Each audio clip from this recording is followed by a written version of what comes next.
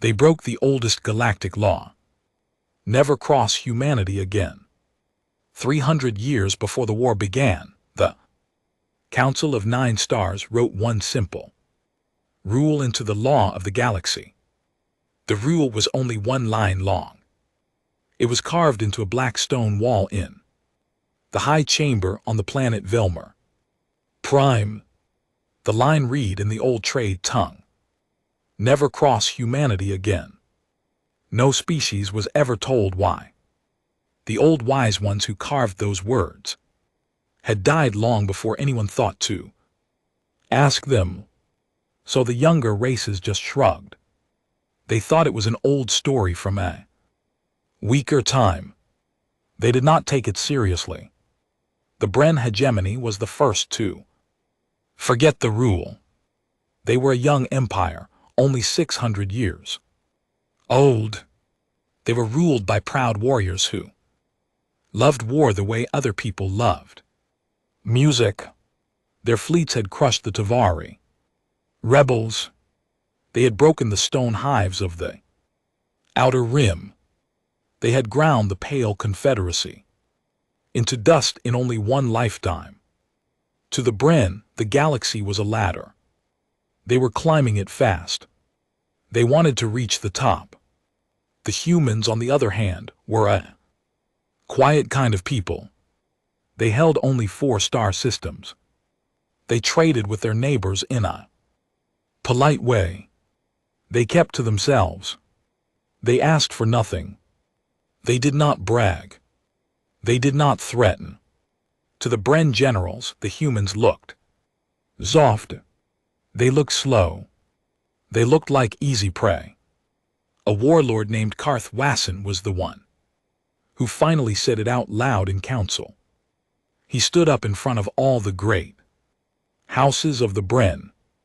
He said the old law was a chain. He said cowards had placed it on his people long ago. He said it was time to break it. He swore that humanity would fall in only one season. He swore that the Bren flag would fly over Earth before the next harvest. The council voted. Only one old elder voted against the war. His name was Taran.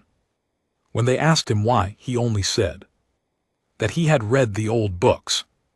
He said the old books were not kind. The room laughed at him. The vote passed.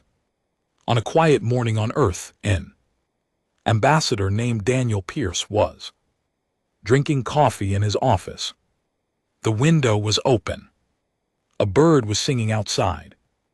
The room smelled like warm bread. Then a message came in on his desk. Screen. Pierce read it once. Then he read it again. The Brennick had crossed the neutral zone. 40,000 warships were burning toward the human colonies. Pierce set down his cup. He did not shout. He did not run. He just picked up the phone and called the president. He said only one thing. He said the old warning had been broken. He said it was time to wake the sleepers. Across the human worlds, deep under mountains and under oceans, machines that had been quiet for 200 years began to hum. Old men and women in plain clothes got quiet phone calls. They stood up from gardens. They put down chess pieces. They kissed grandchildren on the forehead. They walked to closets and pulled out uniforms that still fit them. They did not smile. They had been waiting for this call their whole lives. They had hoped every single day that the call would never come. One of these sleepers lived on a colony world called New Halden. His name was Eli Brooks. He had been a farmer for 40 years. He had a wife named Mary. He had 3 children and 1 dog. The dog was a small brown thing named Pepper. Eli grew wheat. He grew tomatoes. He played cards on Friday nights with his neighbors. He was a quiet man. He did not talk much, but every Sunday for 40 years he had walked out to his barn alone. Inside the barn, behind a tractor, there was a hidden panel. Behind the panel was a stairway, and down those stairs was something the Brennick would soon learn about. On the day the call came, Eli was eating breakfast with Mary. The radio in the kitchen suddenly changed tone. It played 3 notes. Just 3 short notes. Mary stopped chewing. She looked at her husband. She had heard those 3 notes only once before in a dream she did not like to talk about. Eli set down his fork. He stood up. He walked over to Mary. He kissed her on the forehead. He said he loved her. He said he was sorry. Mary did not cry. She just nodded. She had known for 40 years that this day might come. She had hoped it would not, but she had known. Eli walked out to the barn. He pressed his palm against the hidden panel. The barn floor opened with a soft hiss. Cold air rose up from below. Eli walked down the stairs. At the bottom was a wide hangar carved deep into the rock. In the hangar sat a small fighter craft.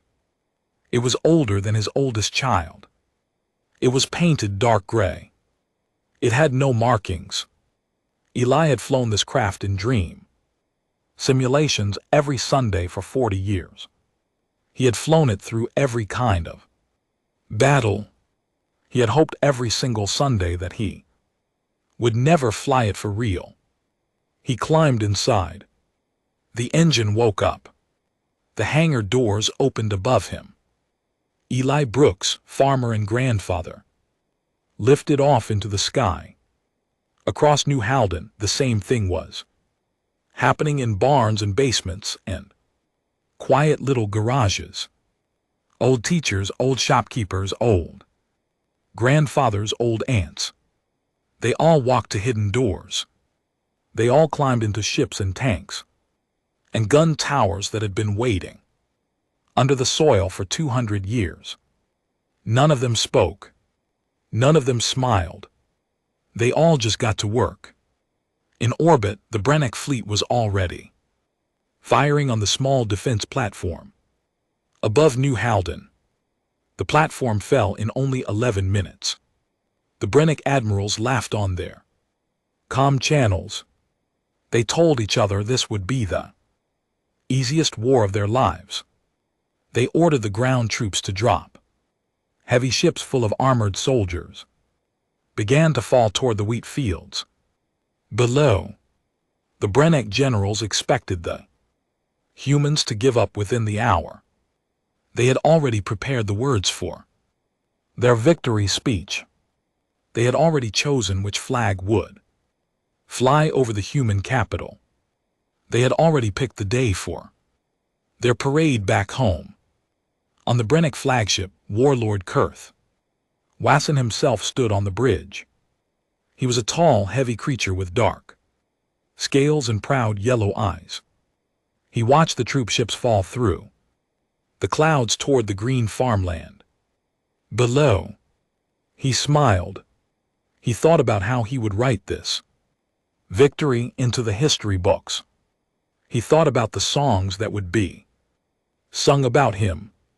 He turned to his aide and said that the war would be over by sundown. The aide nodded and said, "Yes, sir." But the aide was an older soldier. He had read the old law once when he was young. He did not say anything, but deep inside, in a small quiet place, he felt afraid. But on Earth, in his quiet office, Ambassador Daniel Pierce was now standing at his window. He was looking out at the bird in the tree. The bird was still singing. Pierce sipped his coffee. He thought about his children. He thought about his wife who had died 10 years ago. He thought about all the long years of peace. Then he sent one short message to the Council of 9 Stars. The message said only this: read the old law again. Read it slowly. Remember why it was written. And know that humanity is about to answer the question the galaxy has been afraid to ask for 300 years. The question was simple. What had humans done the first time someone crossed them that made the old wise ones carve a warning into stone? They broke the oldest galactic law. Never cross humanity again. The first Brennic troop ship hit the ground on New Halden in the middle of a wheat field. The doors slammed open. Heavy soldiers in dark armor jumped out. They held big rifles. They looked at the golden wheat all around them. They laughed. They had been told this would be easy. They had been told the humans were soft. They began to march toward the nearest town. But then something strange happened. The wheat began to move. It did not move like wheat moves in the wind. It moved in straight lines. It moved against the wind. It moved toward the soldiers. The Brennic captain raised a hand. He told his men to stop. He stared at the wheat. The wheat stared back. And then all at once, the wheat opened up. From under the soil, small drones rose into the air. They were the size of a hand. They were quiet. There were thousands of them. They had been sleeping under the field for 200 years, waiting for a signal. The signal had finally come. The Brennic captain did not even have time to give an order. The drones moved fast, very fast. They did not fire weapons. They did not need to. They simply struck the soldiers in the joints of their armor, right where the metal was weakest. The Brennic soldiers fell in seconds. The captain was the last one standing. He turned to run. A small drone landed on his back. There was a soft click. Then there was silence. The wheat moved back into place. The field looked empty again, as if nothing had ever happened. Across New Halden, the same scene played. Out in field after field, the Brennic soldiers had landed in farmland. They had thought the farmland was harmless. They had been wrong. Every farm on every human colony had been seeded with hidden weapons. Drones under the soil. Rail cannons hidden inside grain silos. Whole armor divisions sleeping in cold rooms under shopping malls.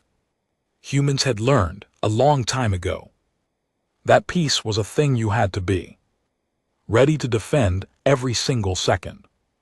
So they had built their peace on top of a sleeping army.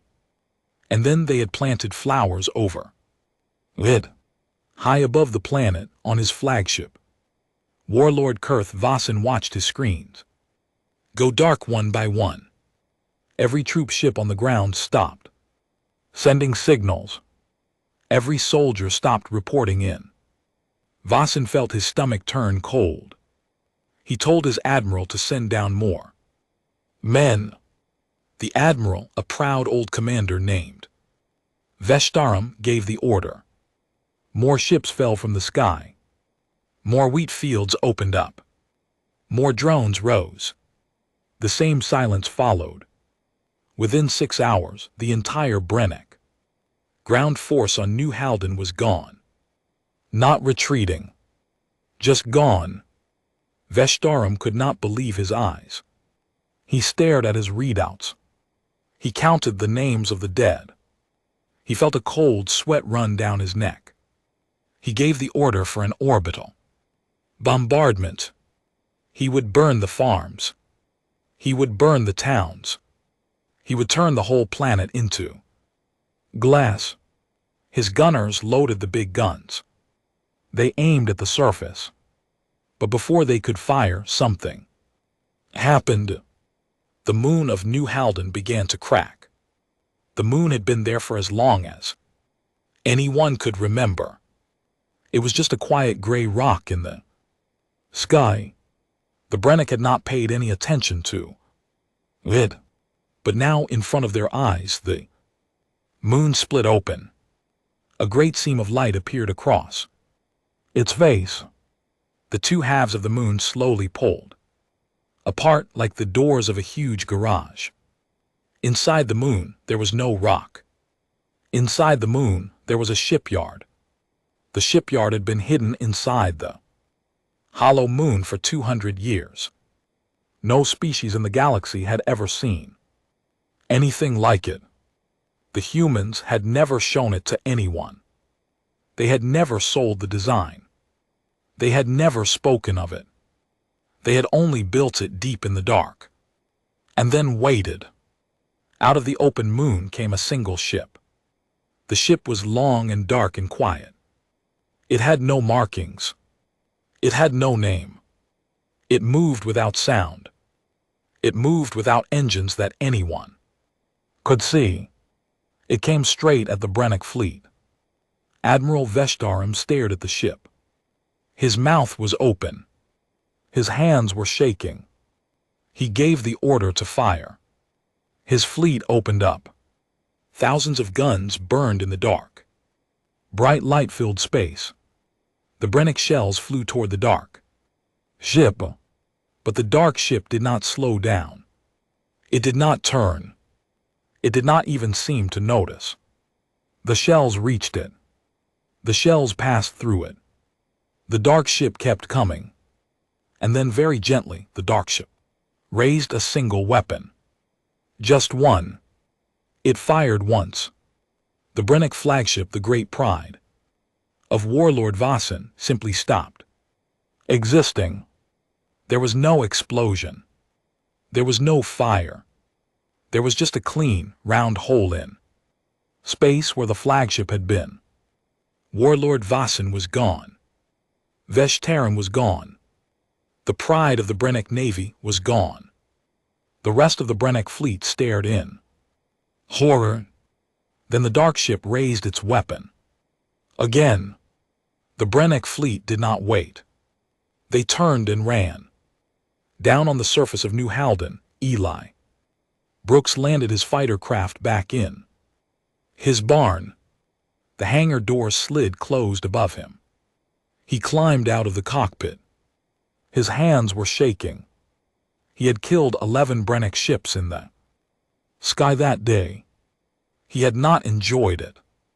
He had not felt brave. He had only felt tired.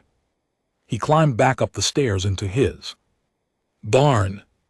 He walked across the yard to his house. Mary was waiting for him on the porch. She did not ask him what had happened.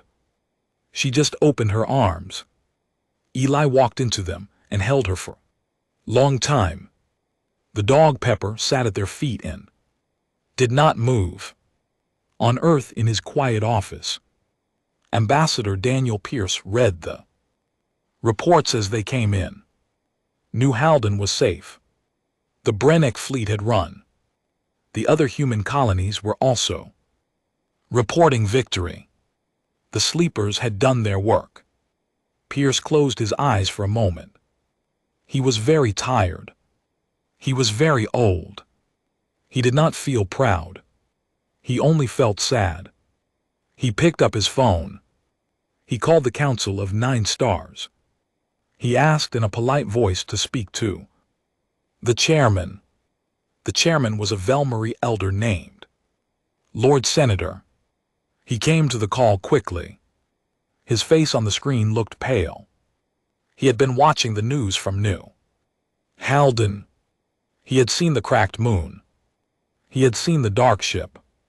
He knew what was coming. Pierce spoke to him in a soft voice.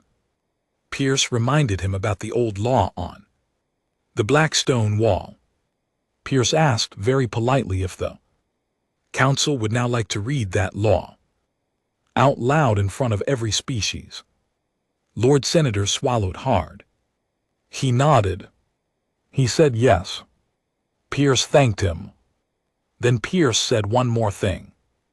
He said that humanity would now begin to Answer the old question.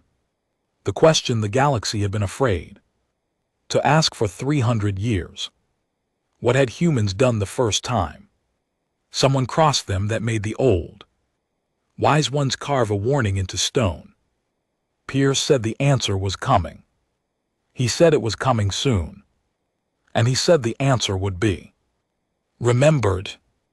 And then he ended the call, sat back in his chair and looked out at the bird in the tree, which was somehow still singing. They broke the oldest galactic law: never cross humanity again. The Council of 9 Stars met in emergency session 3 days later. Every species in the galaxy sent its highest leader. They all came to the Great High Chamber on Vilmer Prime. The chamber was a huge round room made of dark stone. In the middle of the room was the old black wall. On the wall, carved in deep letters, was the old law: never cross humanity again.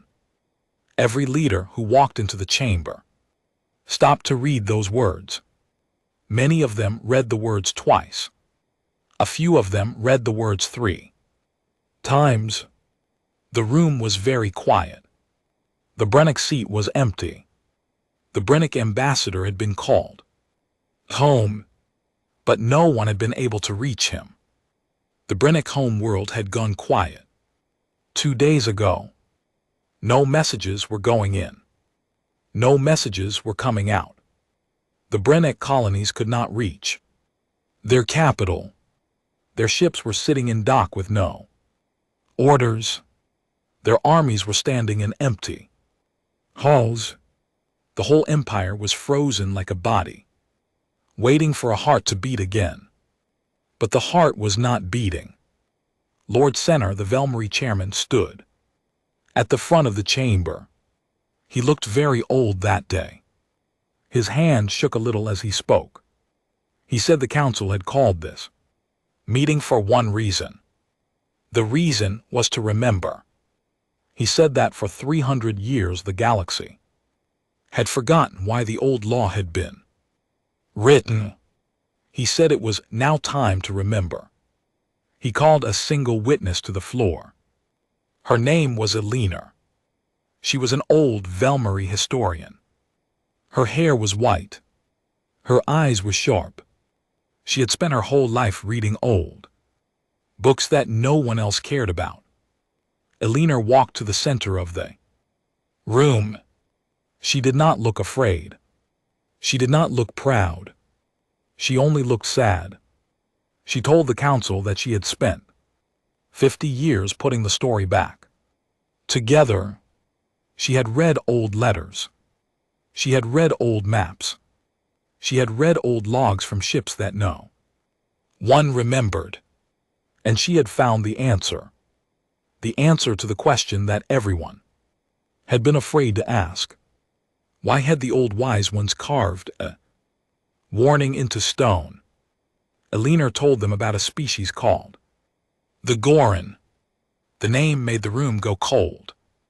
A few of the older delegates flinched. Most of the younger ones had never heard the word before. Elena said that 300 years ago the Gorin had been a great power. They had ruled 700 worlds. Their fleet had darkened stars. Their cities had been wonders of the galaxy. Their poets had been famous. Their music had been loved. They had been mighty. And one day the Gorin had decided, just as the Brennick had now decided, that the humans looked like prey. The room waited. Elena took a slow breath. She said that no one remembered the Gorin today. Not because the Gorin had been forgotten by accident, but because there were no Gorin left to remember. Not a single one. Not a colony hiding in the dark. Not a refugee on a quiet world. Not a child kept safe by some kind stranger. The Gorin were gone. Their 700 worlds had been turned into glass or buried under green forests or simply emptied of people and left alone. Their language had been pulled out of every library in the galaxy, gently, slowly over 20 long years. Their books had been bought up and locked away. Their songs had been forgotten. Their gods had been forgotten. Even their name had nearly been forgotten. The humans, Elinor said, had not just won the war with the Goran. They had erased the Goran from history. They had done it patiently. They had done it kindly, in a way. They had not been cruel. They had simply made sure that, in time, no one would ever know the Goran had ever lived. The old law had been carved by the few species who had watched it happen and understood. Never cross humanity again. Because if you do, no one will ever remember that you were here. The room was silent. No one moved. No one spoke. Some of the delegates were crying quietly. Most of them were just staring at the floor, far away from the council, on the Brennic home world. 3 small dark ships were moving in close to the planet. They were quiet. They were smooth. The Brennic defense grid did not see them coming. It had been built to look for big fleets. It had not been built to look for 3 small dark ships. On the lead ship, a captain stood on the bridge. His name was Walter Hayes. He was 63 years old. He had 3 grandchildren. He had a small house with a garden back. On Earth, his tomatoes needed staking. He did not want to be here. He had never wanted to be here. Captain Hayes had been chosen for this duty the day he was born. His name had been on a list. The list was very short. Only a few hundred humans in every generation were on it. They were the ones who would do the quiet work, the work no one else could do. Hayes had trained for this every day of his life. He had studied the Brennic language. He had studied the Brennic culture. He had studied the way Brennic soldiers thought. He had studied the way Brennic mothers sang to their children. He knew the Brennic better than they Brennic knew themselves. And now he was here. Hayes did not give the order to fire. He did not destroy any cities. He did not kill anyone. Instead, he did something much worse. He sent out one single broadcast. The broadcast went out on every Brennic frequency. It went into every Brennic radio, every Brennic screen, every Brennic phone. The broadcast was a voice. The voice was Warlord Kareth Vasson himself, or it sounded like him. The humans had built the voice from old recordings. It was perfect. Even Vasson's own mother would not have known the difference. The fake voice told the Brennic that the war was over. It said that the humans had been merciful. It said that the Brennic would now lay down their weapons. It said that the great houses would now bow to the humans. It said that any Brennic who did not obey was a traitor. The message played once. Then it played again. Then it played a third time. Across the Brennic Empire, fleets paused in space. Officers looked at each other in shock. Loyal soldiers turned to their commanders for orders. Some of them obeyed. Some of them did not. Confusion spread like fire. Within one day, Brennic ships were firing at other Brennic ships. The Loyalists called the doubters traitors. The doubters called the Loyalists fools. Families argued. Generals argued. Brothers argued. By the time the truth came out, by the time someone realized the message had been a forgery, the Brennic Empire had already cracked along 100 lines. There was no putting it back together. There was no leader strong enough to bring the pieces back. The empire had been broken from the inside without a single human shot. Captain Walter Hayes watched it all on his screens. He did not smile. He did not cheer. He only sat in his chair very quietly. He thought about his grandchildren. He thought about his tomatoes back home. He thought about how much he wanted a cup of coffee. He turned to his crew and said, in a soft voice, that the work here was done. He said it was time to go home. The three small dark ships turned around. They left the Brennick home world behind.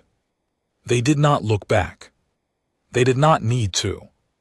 Behind them, the Brennick Empire was already falling apart all on its own, just the way the humans had planned. They broke the oldest galactic law: never cross humanity again. What came next was not a war in the way. The galaxy understood war. There were no great battles.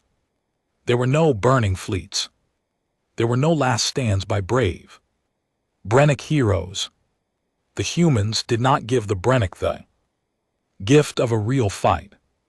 Instead, the humans began the quiet work, the same kind of work they had done to the Goran 300 years before. They did it slowly. They did it gently. They did it without anger. And that in the end was the most frightening thing of all. First came the historians. Human archivists started arriving on neutral worlds. They were polite. They were soft-spoken. They wore plain gray suits. They smiled often. They visited libraries. They visited museums. They visited old bookshops in the back streets of small towns. They asked very kindly if they could buy any Brennick books that the shop happened to have. They paid in gold. They paid in real money. They paid more than the books were worth. The shopkeepers were happy. The shopkeepers thanked them. Then the books were gone. The humans took them away in plain crates. The crates went to a place no one knew. The books were not burned. The books were not torn up. The books were simply locked away in a vault somewhere deep in human space. The vault had no windows. The vault had no door anyone could find. The books were still in there. They are still in there now. No one will ever read them again. The Brennick poetry, the Brennick history, the Brennick children's stories, all of it, silent, locked, forgotten. Then came the diplomats. A woman named Clara Bennett led the work. She was small. She had soft brown eyes. She had once been an elementary school teacher. She had taught 7-year-olds how to read. Now she traveled from world to world. She met with the leaders of every species in the galaxy. She drank tea with them. She smiled at them. She asked in a gentle voice if they would please stop saying the word Brennick on their news broadcasts. She did not threaten. She did not raise her voice. She only explained kindly that humanity would prefer it. Every leader Clara Bennett met agreed.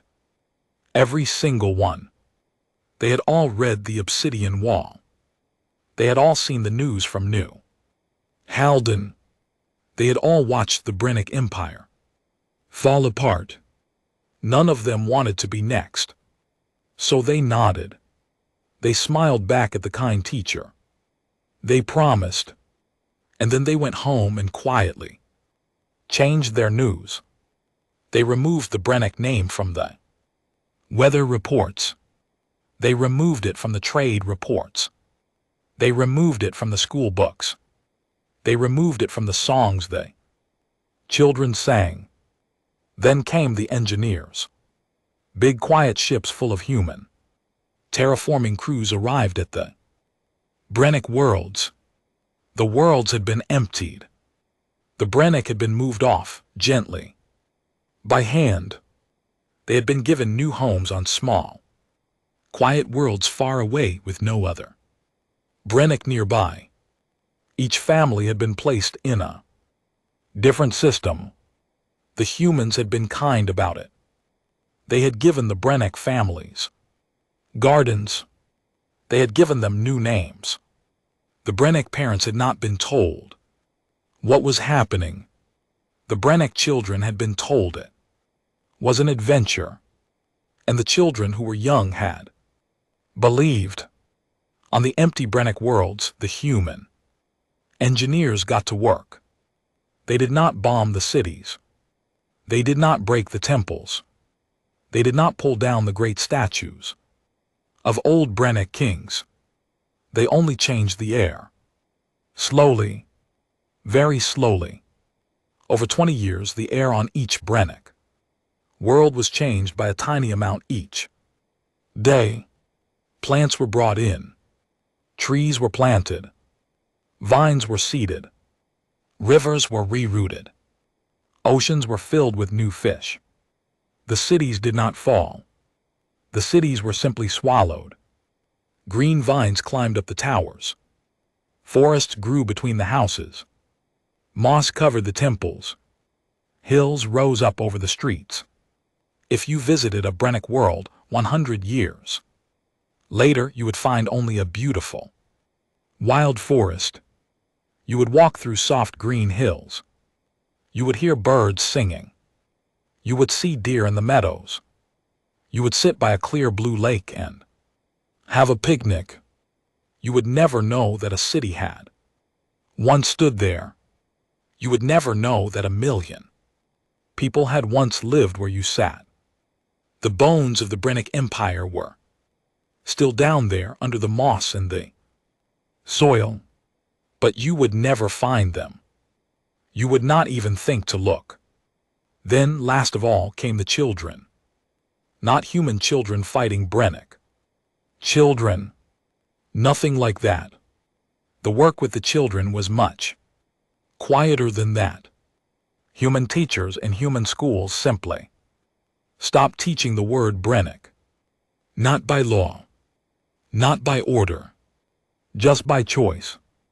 The history books still mention the war. For one more generation. They called it the trouble of the outer worlds. They did not name the enemy. The next generation of human children did not ask. They had other things to learn. Math, music, gardening, how to fix an engine, how to bake bread.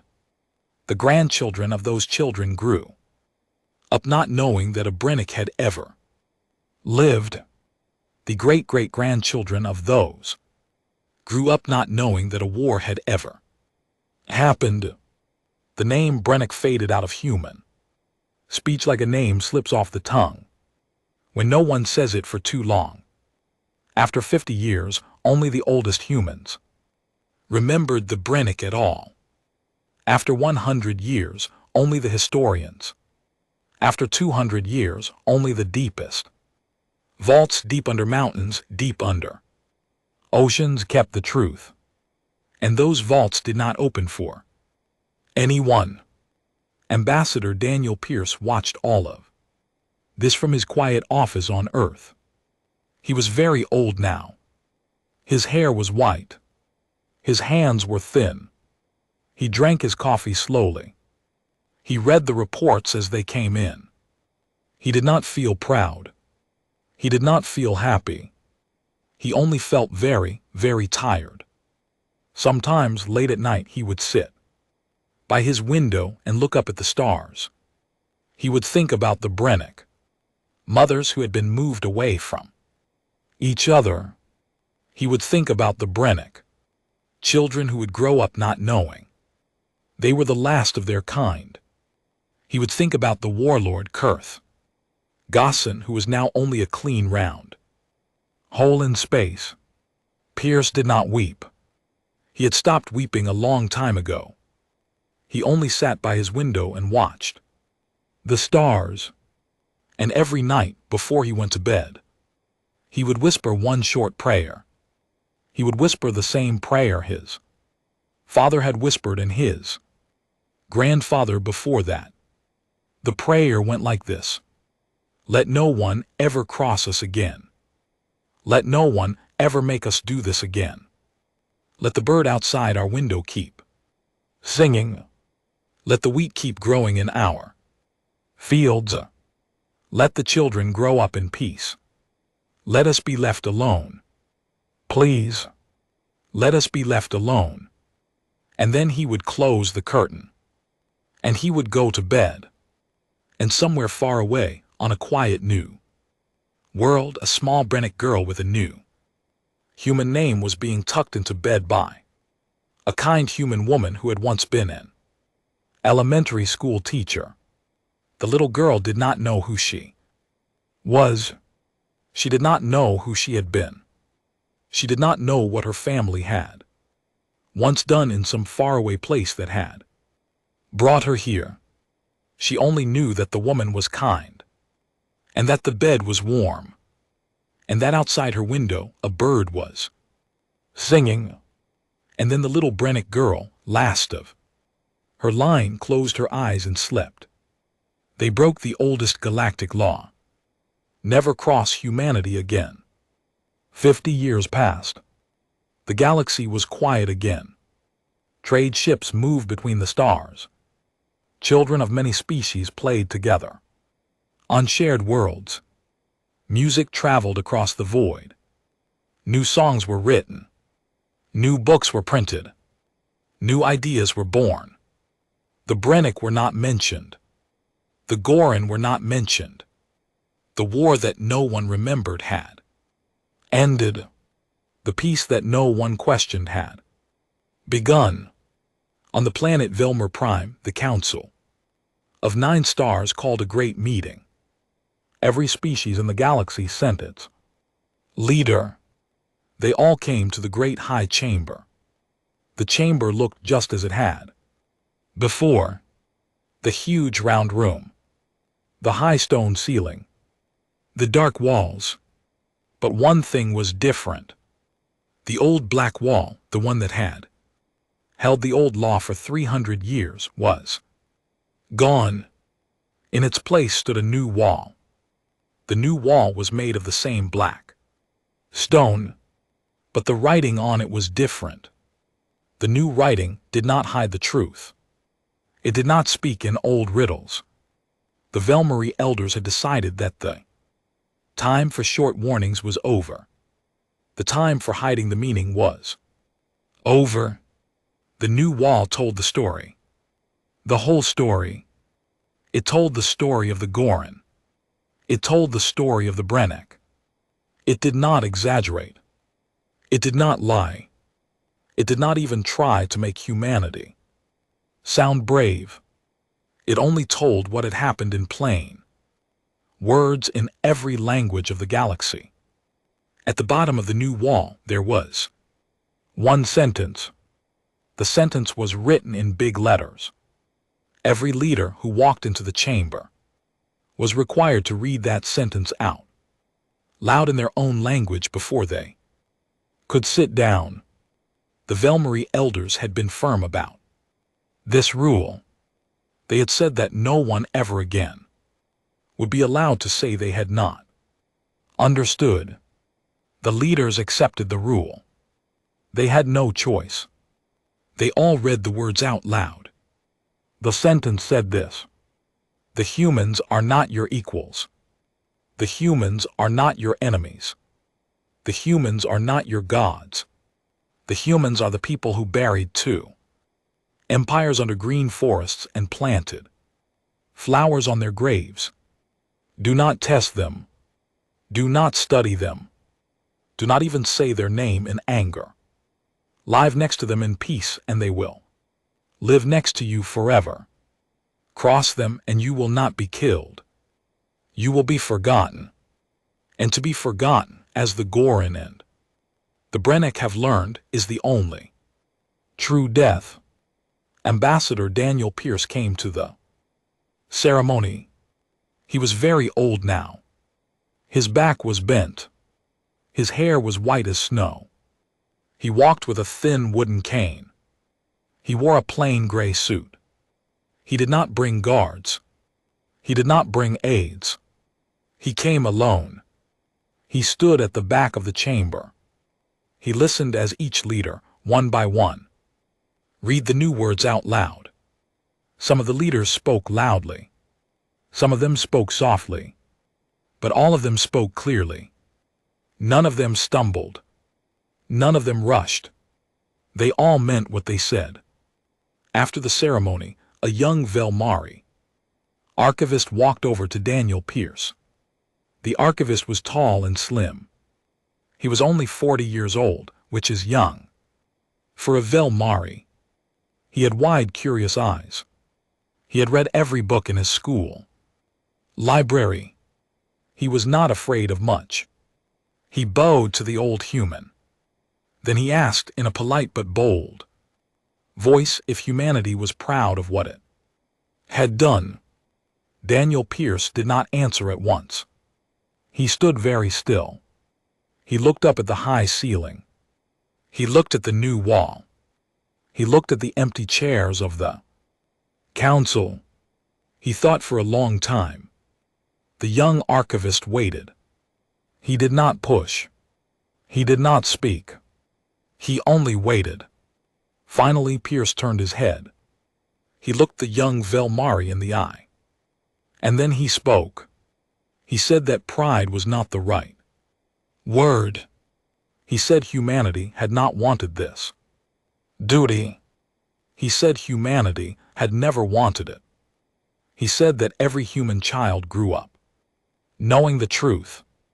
Under every wheat field on every human world there were sleeping weapons. Under every quiet town there were sleeping armies. And behind the smile of every kind old human grandfather there was a soldier who had hoped every day of his life that he would never be called. The peace humanity had built was a peace that could survive any storm. But the price of that peace was the willingness to do, when needed, the terrible quiet things that no one else in the galaxy was willing to do. Humanity did not enjoy it. Humanity only understood it. The young archivist listened in silence. He did not write anything down. He only listened. When Pierce was done, the young Velmari bowed again. He thanked the old man. He said he would remember the words. He said he would tell his children. He said he would tell his children's children. Pierce smiled just a little. He patted the young archivist on the shoulder. Then he turned and walked slowly out of the chamber into the bright afternoon light of an alien sun. He climbed into a small ship. He flew home. Back on Earth, Pierce went straight to his garden. The tomatoes were ripe. The basil needed cutting. The bird was still in the tree outside, his window singing the same song it had sung 50 years ago. Pierce knelt down by his tomato plants. His old knees hurt, but he did not mind. He picked the tomatoes one by one. Slowly, with care, he put them in a small wooden basket. He carried the basket inside. He made himself a sandwich. He sat by his window. He ate the sandwich. He drank a cup of coffee. He watched the bird in the tree. Far above him, in orbit around the human worlds, the hidden shipyard still slept. Inside their hollow moons, the drones under the wheat fields still waited. The old soldiers in their gardens, all across human space, still watered their tomatoes and played with their grandchildren. None of them wanted to be called again. None of them hoped for another war. They wanted only the quiet life. They wanted only the soft sound of a Bird outside a window. They wanted only the smell of warm bread.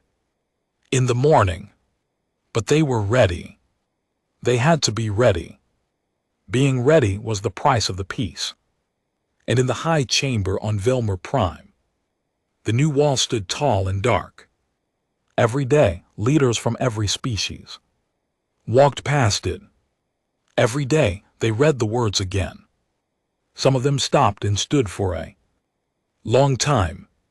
Some of them touched the cold stone with their hands. Some of them simply walked by with bowed heads. None of them laughed. None of them mocked. None of them rolled their eyes.